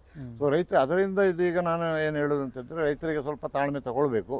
ಸರ್ಕಾರದಿಂದ ಸೂಕ್ತ ಅದಕ್ಕೆ ಅವ್ರದ್ದು ಲಾಸಿಗೆ ಸರಿಯಾಗಿ ಪರಿಹಾರ ಸಿಗುವ ಹಾಗೆ ಆಗಬೇಕು. ಸೊ ಆಗ ಅದಕ್ಕೆ ಒಂದು ಅರ್ಥಪೂರ್ಣಕವಾಗಿ ಇರ್ತದೆ ಅಷ್ಟೇ. ಅದು ಬಿಟ್ಟರೆ ಅದನ್ನು ಸರಿಯಾಗಿ ಸರ್ಕಾರ ಸ್ಪಂದಿಸಿ ಇಷ್ಟು ಲಾಸ್ ಆಗಿದೆ, ಈಗ 1000 ರೂಪಾಯಿ ಲಾಸ್ ಆಗಿದ್ರೆ 100 ರೂಪಾಯಿ ಪರಿಹಾರ ಕೊಡೋದು, ಇದೆಲ್ಲ ಆದರೆ ಅವರಿಗೂ ಸಿಟ್ಟು ಬರ್ತದೆ. ಇವರು 100 ರೂಪಾಯಿ ಯಾರಿಗೆ ಬೇಕು, ನಾವು ಹೊಡೆದು ಬಿಸಾಕುವ ಹೇಳುವಂಥ ಮನೋಭಾವನೆ ಅವರಿಗೂ ಬರಬಾರ್ದು. ಪರವಾಗಿಲ್ಲ, ಆನೆ ಬೆಳೆ ಬಗ್ಗೆ ಚೆನ್ನಾಗಿ ಅವರಿಗೆ ಮಾಹಿತಿ ಕೊಡಬೇಕಾಗ್ತದೆ ಇಲಾಖೆಯವರು. ಈ ರೀತಿ ಅಂತ. ಮತ್ತು ಇಲಾಖೆಯವರು ಅದಕ್ಕಾಗಿ ಏನು ಬೇಕು ಅದಕ್ಕೆ ಆನೆ ತಡೆಗಟ್ಟಲಿಕ್ಕೆ, ಆನೆ ಜಮೀನಿಗೆ ಹೋಗದ ರೀತಿ ತಡೆಗಟ್ಟಲಿಕ್ಕೆ ಯಾವ ರೀತಿ ನಾವು ನಿಖರವಾದಂಥ ಒಂದು ಇದು ಮಾಡಬೇಕು ಅಂತ ಹೇಳೋದನ್ನ ಮಾಡಬೇಕಾಗ್ತದೆ. ಸೊ ಇದರಲ್ಲಿ ಈಗ ರೈತರನ್ನ ಪಾಪ ಅವರು ವರ್ಷ ಪೂರ್ತಿ ಬದುಕಿಗಾಗಿ ದುಡಿದದನ್ನ ನಾಸಾದಾಗ ಯಾರಿಗಾದರೂ ಅವರಿಗೆ ಮುಂದಿನ ಬದುಕಿಲ್ಲ. ಸೊ ಅದು ಏನು ನಿಜವಾಗಿ ಲಾಸ್ ಅವರಿಗೆ ಆಗಿದೆ ಅಂತ ಹೇಳೋದನ್ನ ಪೂರ್ಣ ಪ್ರಮಾಣದಲ್ಲಿ ಮಾಡಿದರೆ ಅವರು ಬಿಟ್ಟುಬಿಡ್ತಾರೆ, ಏನು ಮಾಡೋದಿಲ್ಲ, ತೊಂದರೆ ಆಗೋದಿಲ್ಲ. ಅದು ಆಗಬೇಕು. ಇಲ್ಲ ಆನೆನ ಪಕ್ಕವಾಗಿ ಅದು ಹೊರಗೆ ದಾಟದ ರೀತಿಯಲ್ಲಿ, ಕಾಡಲ್ಲೇ ಅದು ಇರುವ ರೀತಿಯಲ್ಲಿ ಮಾಡಬೇಕಾಗ್ತದೆ. ತುಂಬ ಧನ್ಯವಾದ ಸರ್, ನಿಮ್ಮ ಈ ಅಮೂಲ್ಯವಾದ ಸಮಯವನ್ನು ನಮಗೆ ಕೊಟ್ಟಿದ್ದಕ್ಕೆ ಮತ್ತು ನಿಮ್ಮ ಸಾಹಸಕರ ಸ್ಟೋರಿಗಳನ್ನ ನಮ್ಗೆ ಸ್ವಲ್ಪ ತಿಳಿಸ್ಕೊಟ್ಟಿದ್ದಕ್ಕೆ. ಐ ಹೋಪ್ ನಿಮಗೆಲ್ಲ ಈ ಎಪಿಸೋಡ್ ಇಷ್ಟ ಆಗಿರುತ್ತೆ ಅಂದ್ಕೊಂಡಿದ್ದೀನಿ. ಇದೇ ಥರ ಇಂಟ್ರೆಸ್ಟಿಂಗ್ ವೀಡಿಯೋಗಳು, ಇಂಟ್ರೆಸ್ಟಿಂಗ್ ಇಂಟರ್ವ್ಯೂಗಳು ಬರ್ತಾ ಇರುತ್ತೆ. ಅದಕ್ಕೋಸ್ಕರ ನಮ್ಮ ಫಿಲೋಸ್ ಮೀಡಿಯಾ ಚಾನಲ್ನ ಸಬ್ಸ್ಕ್ರೈಬ್ ಮಾಡ್ಕೊಳ್ಳಿ, ಬೆಲ್ ಐಕನ್ನ ಪ್ರೆಸ್ ಮಾಡೋದು ಮರಿಬೇಡಿ. Thank you.